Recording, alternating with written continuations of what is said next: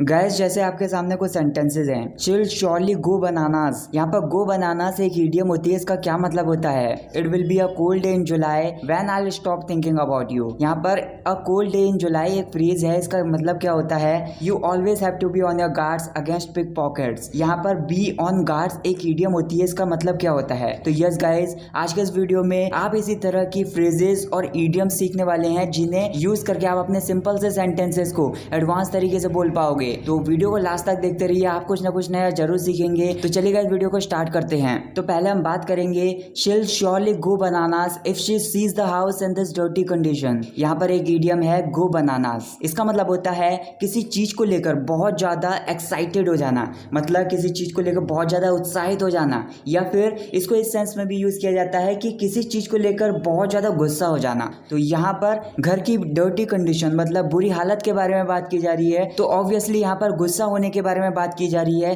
तो इस लाइन का सिंपली मतलब होगा, अगर वो घर की इस गंदे हालात को देखेगी तो वो पक्का बहुत ज्यादा गुस्सा हो जाएगी। नेक्स्ट हम बात करेंगे it will be a cold day in July when I will stop thinking about you. यहाँ पर एक फ्रेज है अ कोल्ड डे इन जुलाई। इसका मतलब होता है कि कुछ ऐसा जो कभी नहीं होने वाला है। तो यहाँ पर सिंपली इसका मतलब होगा ऐसा भविष्य में कभी नहीं होने वाला है कि मैं तुम्हारे बारे में सोचना बंद कर दूंगा। Next one is I think you are putting the cart before the horse by leaving your permanent job before getting new one. यहाँ पर एक इडियम है put the cart before the horse. यहाँ पर इसका मतलब होता है कि कुछ गलत तरीके से करके सब कुछ बिगाड़ देना या फिर कुछ गलत क्रम में सेट कर देना। तो यहाँ पर इस लाइन का मतलब होगा कि नई नौकरी मिलने से पहले तुम अपनी परमानेंट जॉब को छोड़कर या फिर अपनी स्थायी नौकरी को छोड़कर मुझे लगता है कि तुम चीजें गलत तरीके से करके सब कुछ बिगाड़ रहे हो। Next one is I'll not spill the beans to anyone.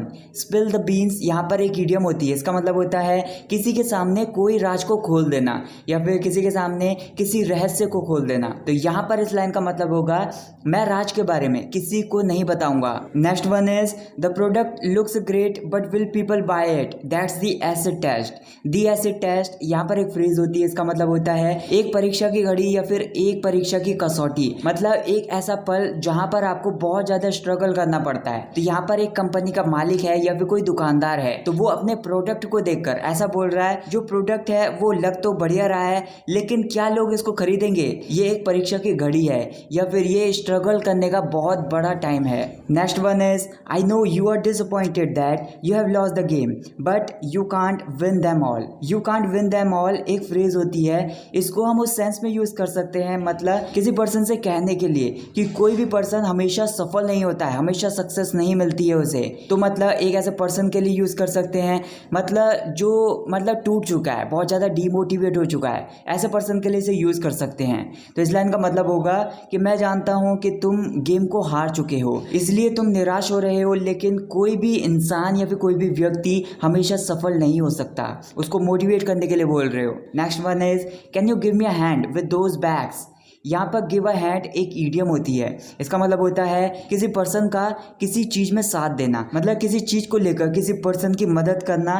तो यहाँ पर इस लाइन का मतलब होगा क्या आप उन बैगों को उठाने में मेरी मदद कर सकते हो। Next one is you always have to be on your guards against pick pockets. यहाँ पर बी ऑन गार्ड्स एक इडियम होती है। इसका मतलब होता है सावधान रहना, मतलब किसी के द्वारा आपको बेवकूफ ना बना दिया जाए इसलिए सावधान रहना, या फिर किसी खतरनाक सिचुएशन से बचने के लिए सावधान रहना। और पिक पॉकेट यहाँ पर एक वर्ड है, इसको हम उस पर्सन को डिस्क्राइब करने के लिए यूज कर सकते हैं, मतलब एक ऐसा पर्सन जो जेब कतरा होता है, मतलब जेबों को काटकर चोरी करता है। तो इस लाइन का सिंपली मतलब यहाँ पर ये होगा कि जो पिक पॉकेट्स होते हैं, मतलब जो जेब कतरे होते हैं, उनके खिलाफ तुम्हें हमेशा चौकन्ना रहना होगा या फिर तुम्हें हमेशा सावधान रहना होगा। Next one is will you keep your eyes on my suitcase while I will go and get the tickets.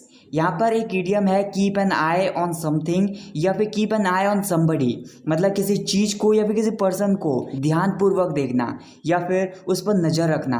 तो यहाँ पर बोला जा रहा है क्या आप मेरे सूटकेस पर नजर रखोगे जब तक मैं जाकर टिकट्स लेकर आता हूँ। Next one is keep your shirt on I will get ready with in 5 minutes. यहाँ पर एक इडियम है कीप योर शर्ट ऑन। इसको सिंपली हम उस सेंस में यूज करते हैं जैसे कोई आपके सामने कोई पर्सन है वो बहुत ज्यादा गुस्सा कर रहा है, आपकी किसी बात को लेकर बहुत ज्यादा गुस्सा हो रहा है, तो आप उससे ऐसे बोल सकते हो कीप योर शर्ट ऑन। इसका मतलब होता है कि ज्यादा गुस्सा मत हो, शांत रहो। तो यहाँ पर भी ऐसे बोला जा रहा है keep your shirt on, I will get ready with in 5 minutes. इसका मतलब ये होगा कि ज्यादा गुस्सा मत हो या फिर शांत रहो, मैं बस 5 मिनट के अंदर तैयार हो जाऊंगा। नेक्स्ट हम बात करेंगे I told a few jokes to break the ice. यहाँ पर एक इडियम है ब्रेक द आइस। इसका मतलब होता है चुप्पी को तोड़ देना। मतलब आपके आसपास एक शांति भरा माहौल है तो वो शांति को तोड़ देना, बातचीत करना शुरू कर देना। तो यहाँ पर बोला जा रहा है कि चुप्पी को तोड़ने के लिए या फिर शांति को तोड़ने के लिए मैंने कुछ चुटकुले सुनाए। नेक्स्ट हम बात करेंगे she bit back her anger at me. यहाँ पर बाइट एंगर एक इडियम होती है। इसका मतलब होता है जैसे आपके सामने एक सिचुएशन है, किसी ने आपके साथ कुछ गलत किया है या फिर कुछ ऐसा किया है जो आपको बिल्कुल भी पसंद नहीं है, इसीलिए उस पर गुस्सा कर देना, मतलब किसी पर गुस्सा करना। इसका मतलब ये होता है। तो यहाँ पर भी इसका मतलब ये होगा कि मैंने उसकी एक बात नहीं मानी तो उसने मुझ पर गुस्सा कर दिया। Next one is there is a lot of anger here and the worm is turning. यहाँ पर एक इडियम है द वॉर्म टर्न्स।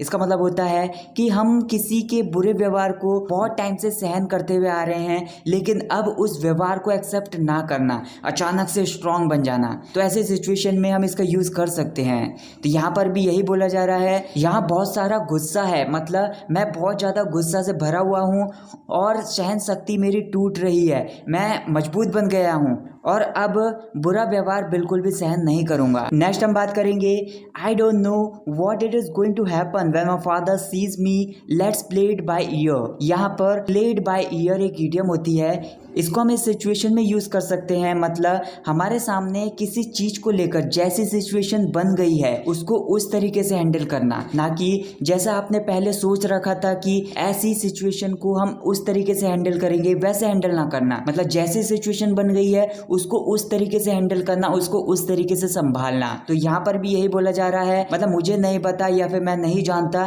कि क्या होगा जब मेरे पापा मुझे देखेंगे, चलो इस सिचुएशन को वैसे हैंडल करते हैं या फिर वैसे संभालते हैं जैसे सिचुएशन उस टाइम पर बन जाएगी, पहले से ही इसके बारे में नहीं सोचते हैं।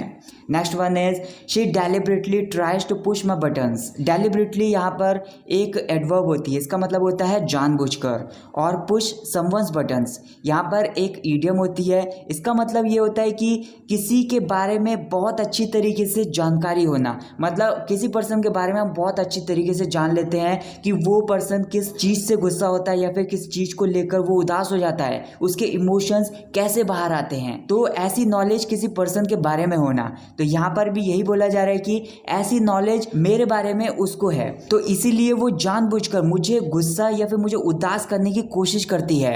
गाइज अगर आपने ये वीडियो यहाँ तक देख लिया तो मैं जानना चाहता हूँ कि आप कौन सी सिटी से बिलोंग करते हो, कौन सी सिटी में रहते हो, वो शहर का नाम लिखकर मुझे कॉमेंट करके बताएं।